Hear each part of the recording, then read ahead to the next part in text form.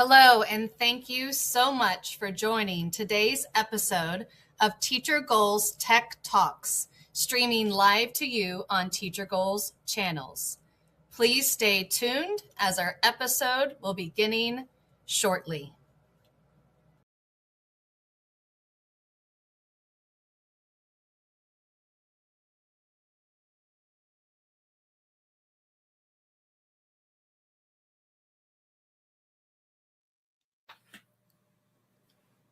Hi, everyone, and good evening on this Thursday night. I hope many of you are staying warm. I know that I have not been. We've been getting hit with snow like crazy in Indiana. But I want to welcome you guys all tonight. If you are starting to kind of join in a little bit, if you can drop in the chat where you are joining us from and what you do in education, that would be awesome. This is the start of our fourth season of TeacherGoals Tech Talks, and I'm super pumped about this season. A little tidbit, when Heather and I were just doing the FET season recently, when we finished it, we were talking about how we just know so many amazingly awesome women in EdTech. And so this season is going to be devoted all to the awesome women we know in EdTech. So I'm super pumped about that. And just to start off, I'll introduce myself. My name is Alaina Clark with TeacherGoals, and our co-host here is...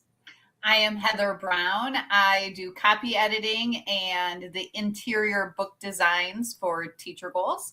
I am also a kindergarten through fifth grade math interventionist and STEAM teacher. And a lot of you probably have seen me out presenting at conferences like FETC, ISTE, all that fun stuff. And I have to say that one of the units I do as second grade involves our guest book published through TeacherGoals. And of course, we have our guest tonight, which is the amazingly talented author, illustrator, teacher, Tricia Fuglestad. So I want to welcome you tonight, Tricia. Thank you for joining us. Oh, thank you for having me. This is really exciting. Yay, women. Yeah, I know. And when we were again talking about starting this women's season, right away we're like, perfect first guest, yes. Tricia. Aww. Both of us said Tricia. So to get started tonight, could you just share a little bit? I mean, some of our audience knows you just with your work with TeacherGoals and Peter O'Meter, but could you tell our audience just a little bit about yourself and your background in education? Sure.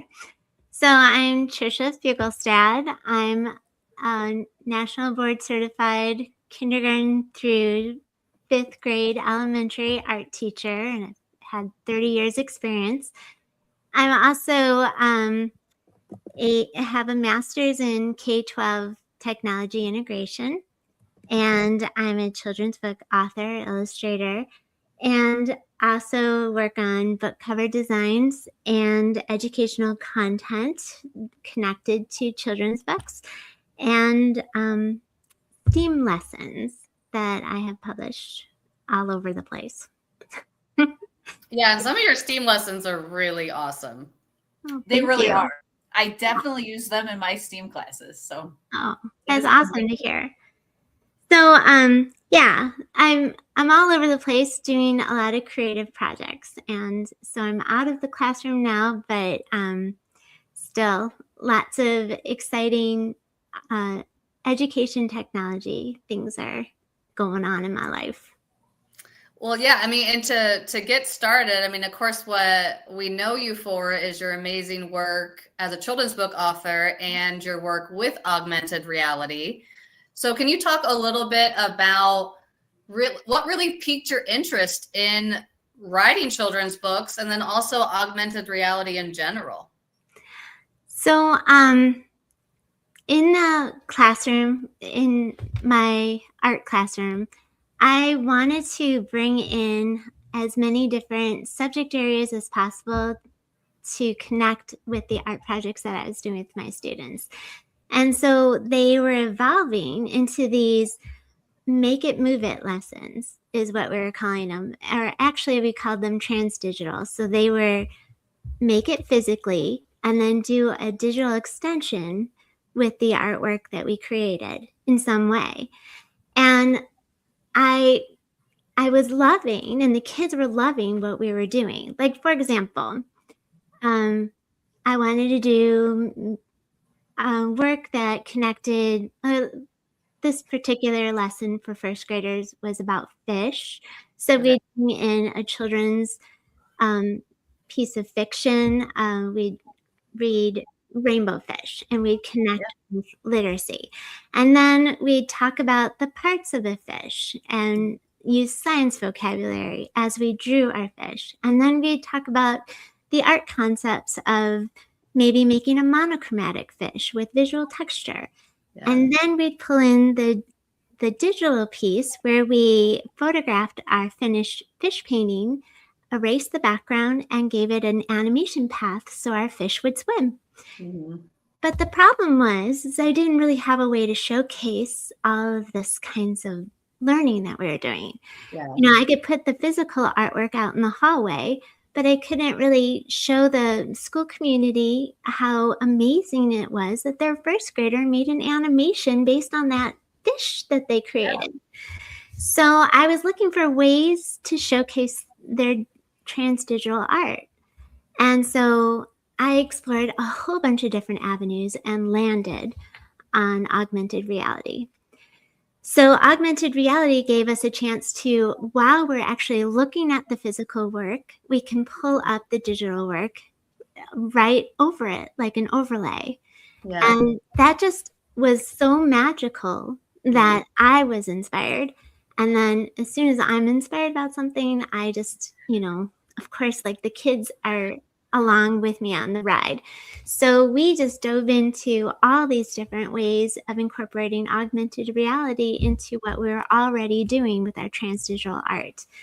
And I started to realize that when you had print material, like children's books and children's books covers specifically, that it's a really easy way to make an augmented reality experience.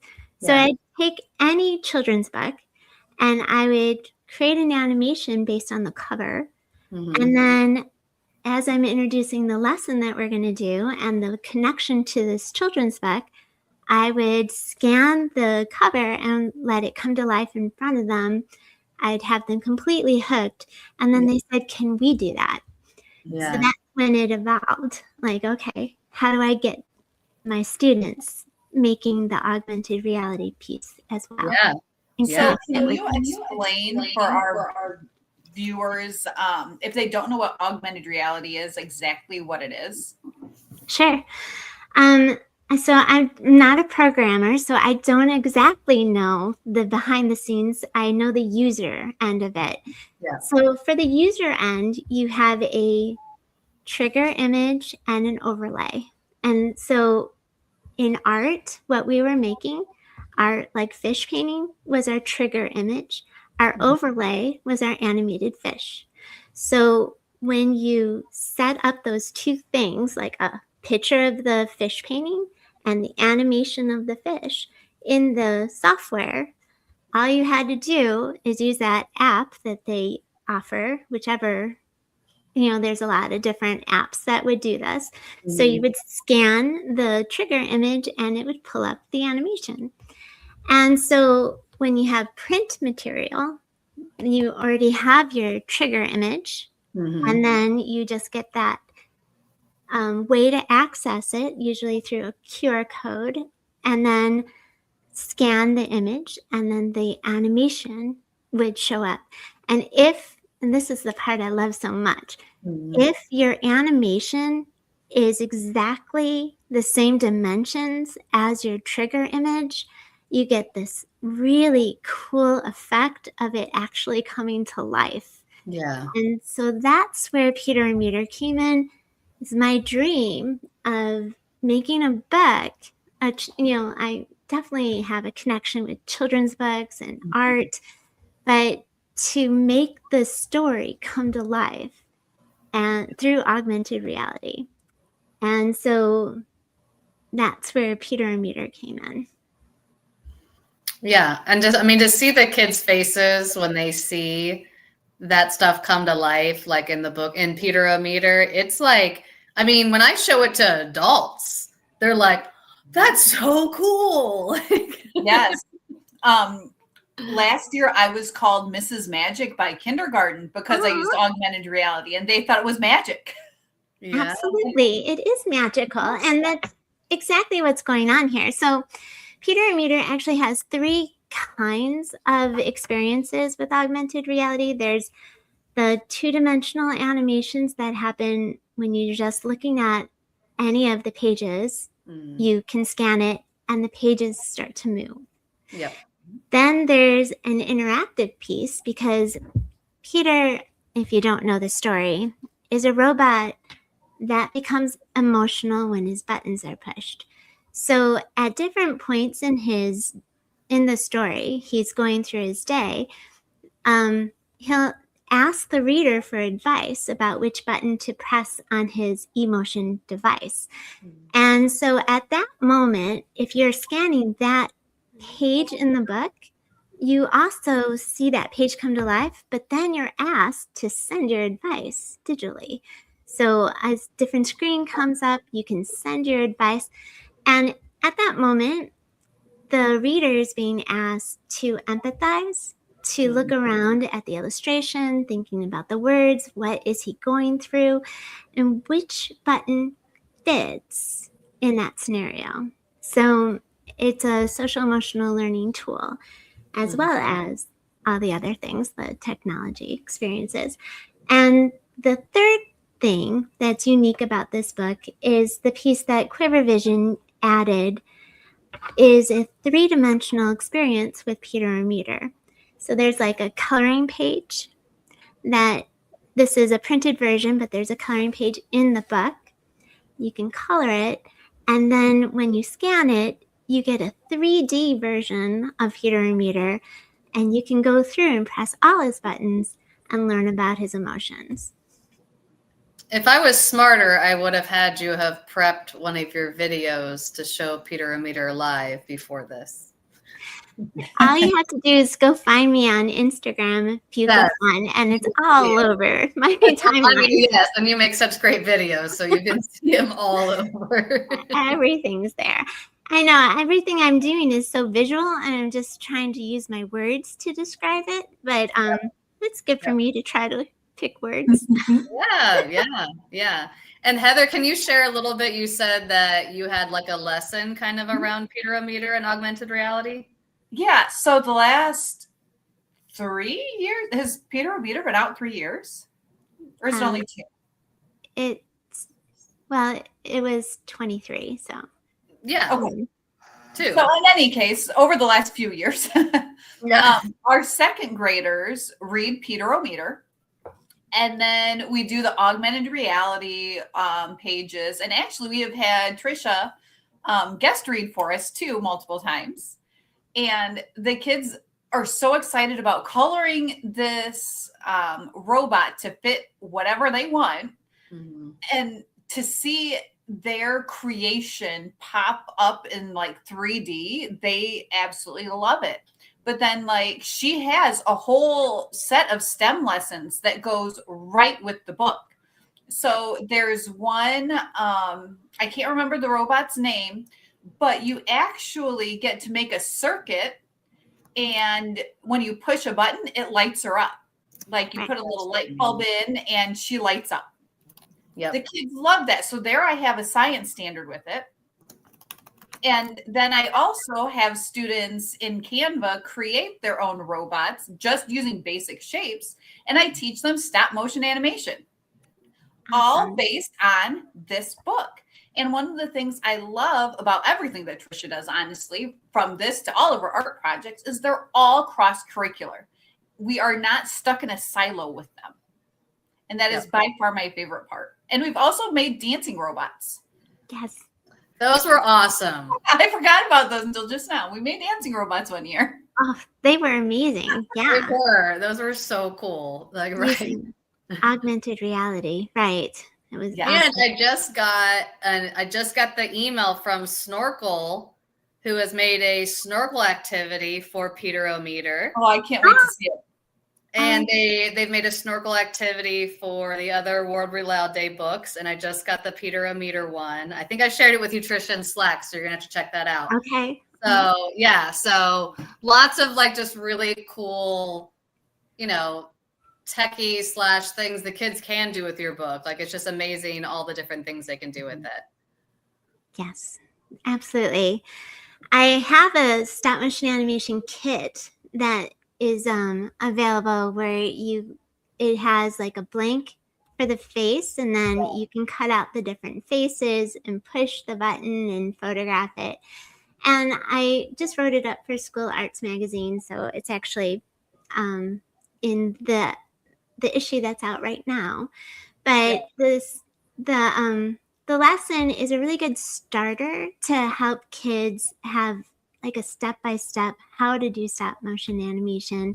And then after that, they can take it into Canva and use the drawing tools to turn it into, technically it's called a rotoscope animation, where you draw over a stop motion animation, but you can make it light up when you press the button using the drawing tools.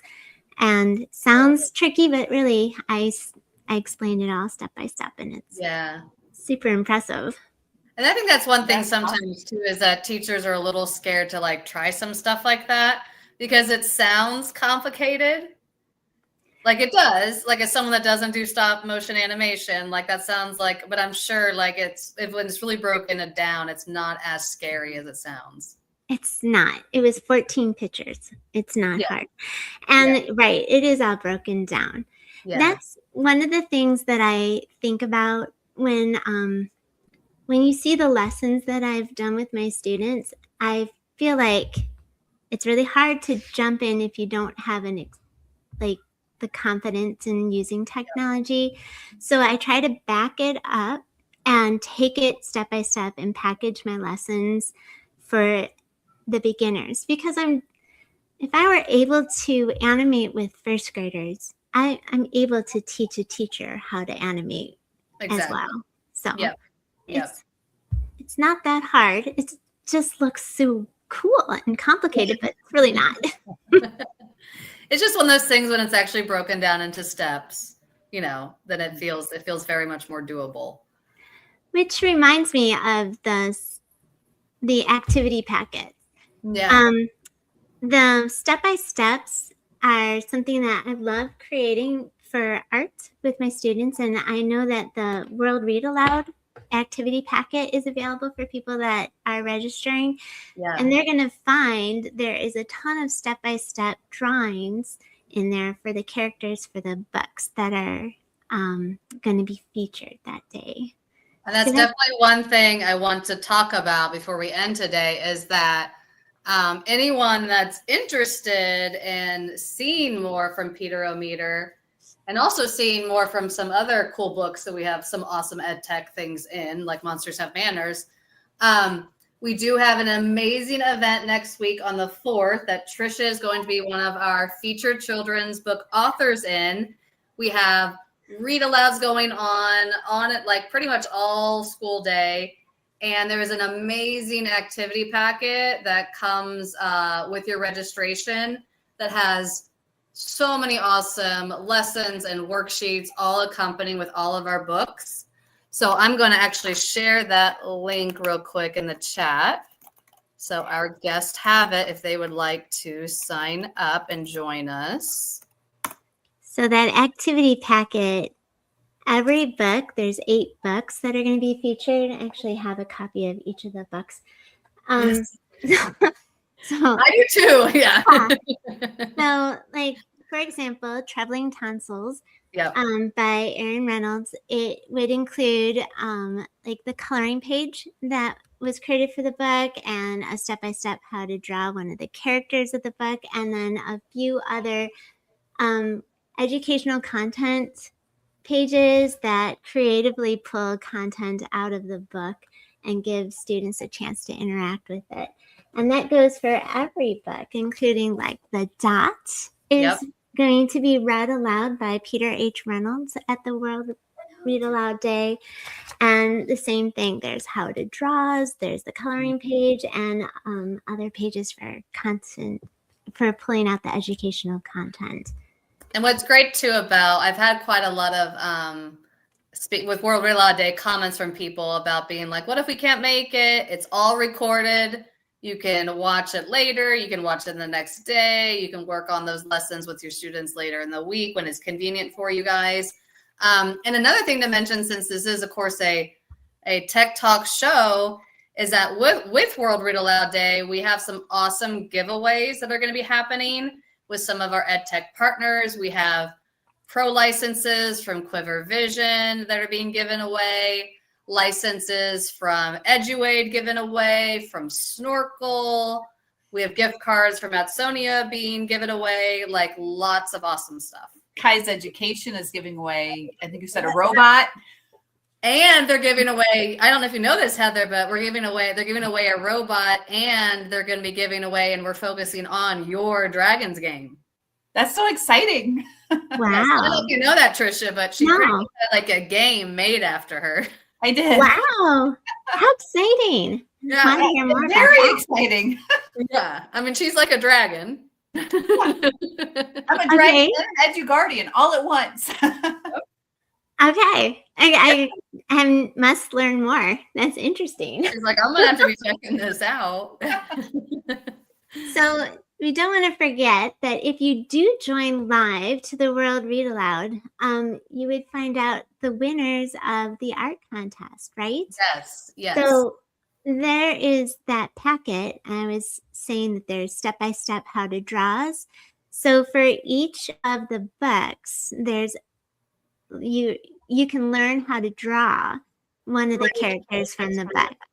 And if you turn in, if the kids that you're teaching get those drawings turned in ahead of time, then we can find out. Is this right? I don't want to be. No, you're right. No, Okay. You're going. Yep, you're completely right, Tricia. Keep going. So while it's live, so this is the way it happened a couple of years ago, right? So like the author would read their book, and then the kids that submitted art based on their book were in the contest, and then they picked a winner from that group. So that means that you can submit like 8 different pieces of art, right? Because there's 8 contests. Yeah, we're hoping like each kid that participates, we would love to see a drawing from each of them for each book. Okay. I actually started to see a couple come in yesterday. I was doing some searching on social media. I saw a really awesome one from Troubling Tonsils come in. So I'm hoping we start to see some more in, because we have some pretty awesome giveaways for our drawing contest winners. Nice. Yeah, so I'm super excited about that. And I did share, the link is up on the screen here, guys, if you want to register. Again, it's www.teachergoals.com/WRAD. And before we start wrapping up a little bit tonight, Tricia, one of our favorite questions to ask our guests has been, we are Teacher Goals here. And so can you share, it can be a personal goal, a professional goal that you have for this coming year? So I have been wanting to write and illustrate my Snow Flurry Fairy story for a very, very long time. Yep. So I the very beginning of my teaching career, I wrote a story called The Snow Flurry Fairy, and then set it to music and had the 3rd graders perform it at a school performance for the community and their parents.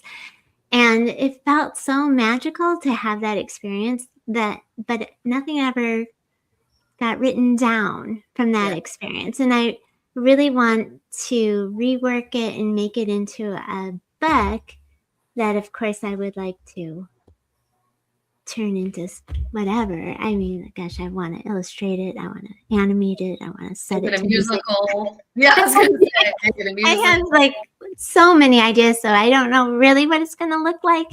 But, there's some amazing children's books that are legit being turned into musicals. Yeah. Just Like, look at Matilda. yeah. Well, yeah, So if you're into that, talk yeah. to me, please. You know. Yes. Yes. Okay. Well, that's an awesome goal for this coming year. And also, can you let our audience know if they would like to connect with you, where they can connect with you? Sure. I'm Fugle Fun on Instagram, Tricia Fuglestad on Twitter, and LinkedIn. You can find me there too. So that's kind of where I'm hanging out the most. Register for World Read Aloud Day. I had to bring up my copy of Peter O'Meter with me. Make sure you guys check out Peter O'Meter. It really is something special when you let the kids open it and you see what all this book does with it coming to life. It really is something cool. So I highly recommend checking it out. And we hope to see you guys at World Read Aloud Day next week. And then we will also be back next week on Thursday evening with another guest who we will see who that's going to be. Another woman in power. Another woman in power guest. So we want to see you guys back next Thursday night at 7 p.m. And I just want to thank you. Yes. And I just want to thank you guys all for joining us tonight. We hope you have a great evening. Bye. Bye. Thank you for having me. Thank you so much for joining us today. Please like, share, and subscribe, and catch us again next week on Thursday evening at 7 p.m. for another episode of TeacherGoals Tech Talks. Have a great evening.